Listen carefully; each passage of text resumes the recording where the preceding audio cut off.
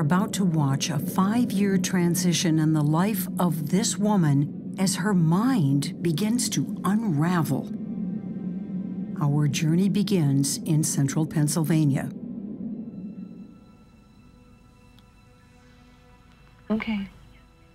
We're at the wheat unloading building by the silos.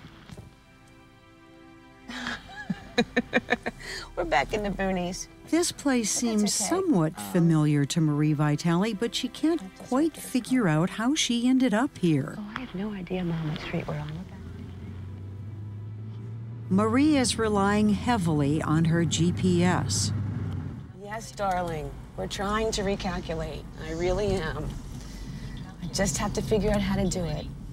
Everyone forgets things, but when Marie was in her early 40s, her brother Keith thought Marie's lapses were unusual. Noticed that Marie's memory, short-term memory, was failing her pretty badly. Marie began to fail at her job. I was just not performing up to par, and I couldn't understand why I was not up to par.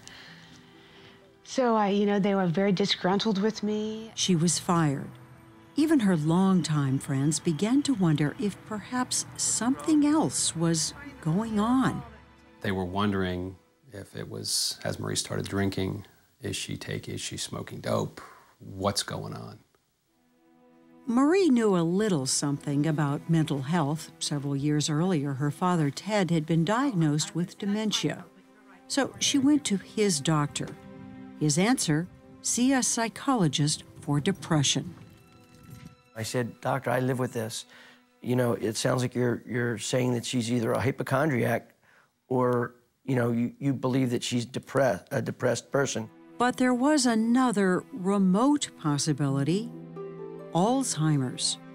It's difficult to diagnose because there are many other causes for memory loss which can be confused with Alzheimer's disease, and just a clinical examination often doesn't help sort out the different causes of it. So doctors look at symptoms. Marie, for example, habitually lost track of everyday objects. Where do you think I put it now? Most of us misplace things, but imagine what it would be like if you had a familiar item in your hand like your house key and couldn't identify it.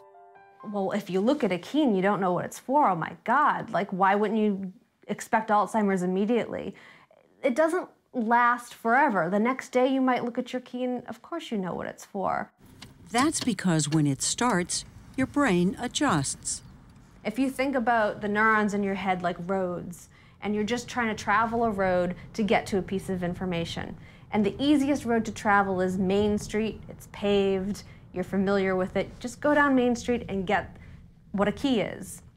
If that gets clogged, well, you're not going to be able to travel Main Street anymore, but you might be able to take a nice detour.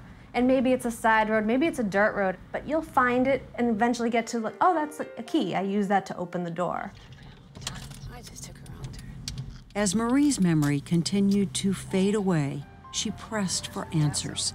She traveled to Baltimore, where medical experts at Johns Hopkins gave her a full workup, including a series of cognitive tests where she was asked to recall a list of words.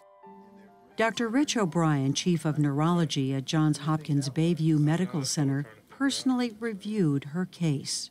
Marie's test had already shown that she had a profound memory deficit, that if she was given 12 words to remember and given that 3 separate times, that at the end of that 3 times she could only remember 1 or 2 words, whereas a normal person would have remembered 10 or 11. And after scratching our heads for a little bit about the 4 or 5 possibilities, it seemed most likely to be Alzheimer's disease. The dynamic of a 45-year-old, a beautiful 45-year-old daughter being diagnosed, it's devastating. We're saying a long goodbye. And I don't know. I don't know when that will be final. I don't know when will be the last time that Marie hugs me and knows that it's me. Sorry.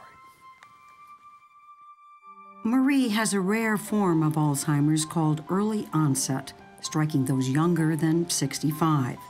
It only makes up about 5% of all victims.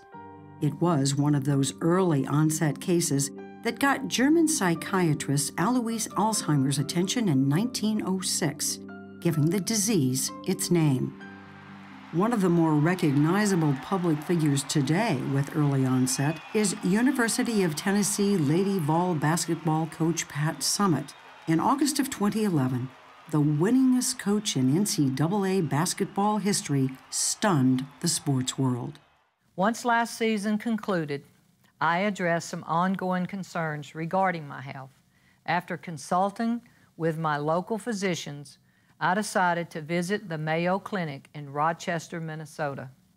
Earlier this year, the doctors at the Mayo Clinic diagnosed me with an early onset dementia, Alzheimer's type, at the age of 59.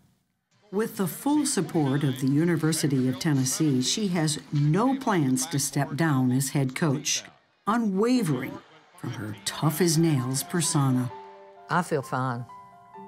You know, once I knew what I was dealing with, you know, I think that's, the unknown is what's scary. But now knowing what I know, you know, I'm gonna do everything I can to keep my mind sharp. Coming up, we'll revisit Marie Vitale 3 years after her diagnosis. And later, how a woman from one of the most prominent families in the world is inspiring new hope.